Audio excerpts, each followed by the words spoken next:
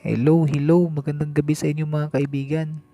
Meron tayong konting review para sa isang VPN na mabilis daw.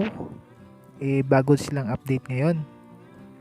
So, ang VPN na ito ay Youth VPN. Sasabihin ko sa inyo mamaya kung saan yun madadownload, okay? So, for the tutorial sa mga baguhan, ang gagawin nyo lang ay i-download nito. Yung link is nasa baba, nasa description, okay? So, open natin yung Youth VPN.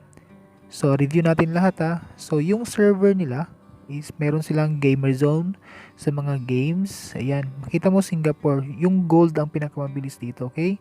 So, piliin nyo yung gold. So, ayan. Kompleto yan sila from bronze, silver to gold. So, ang gagawin nyo lang is magse-select ka lang na isa dyan. Kasi ako mahilig ako sa Singapore eh. Diyan ako mabilis eh. So, before pala nyan, kailangan mo tong i-update. Kasi ito, updated na yung sa akin. Gawin mo dito is click mo yung tatlong tuldok dyan sa taas. Then, resource update or update resources. Check mo kung meron silang update. Okay?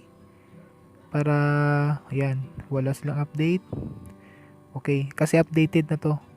Pag bago kayo mag-install, kailangan nyo mag-update para mabigyan kayo ng mga server, okay?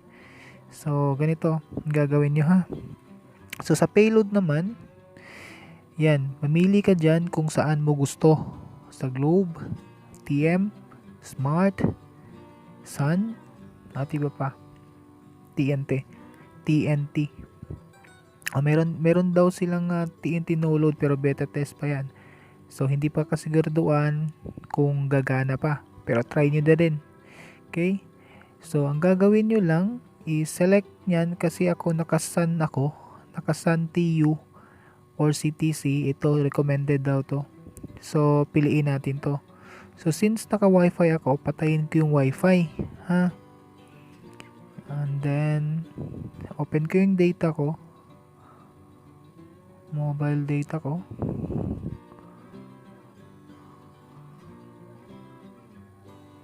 Yan.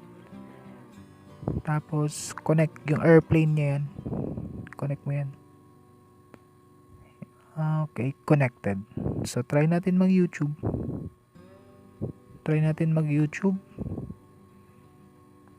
Meron siya. Okay? Ayan. O, diba meron siya. Nabilis siya. Check natin yung speed niya. Kung mabagal ba o mahina. Kasi sa akin, 2 bars lang. Pero naka 4G siya. Ayan. Antayin lang natin mag-pop-ups. Medyo lag yan. Dami ko ng application kasi. So, yung mga hindi pa nakasubscribe, pa-subscribe na lang po para updated tayo sa next tutorial o review natin. Okay? So, madali lang naman to mag-connect. Ayan.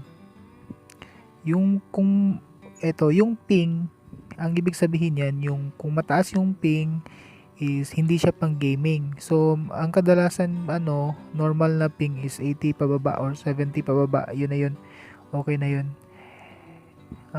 Mabagal pa to kasi nga wala ako sa city masyado. 2.5 Mbps lang yung sa akin, okay? Try nyo sa inyo kung mabilis yun sa inyo kasi iba-iba naman tayong location eh. Magmamatter naman yung signal at saka sa sa location at saka sa device niya, okay? So, yan, mahina sa akin pero okay na yun para sa akin, okay? Nakaka-play naman ng YouTube to, nakaka-download din. So, this is for all the Android device po pala. So, makikita ito sa Play Store. So, sa Play Store. So, ito. Hanapin mo lang Youth VPN, then download mo lang. Okay? So, hanggang sa muli. So, subscribe na lang yung hindi pa nakapag-subscribe para ma-update kayo. Okay, salamat at magandang gabi.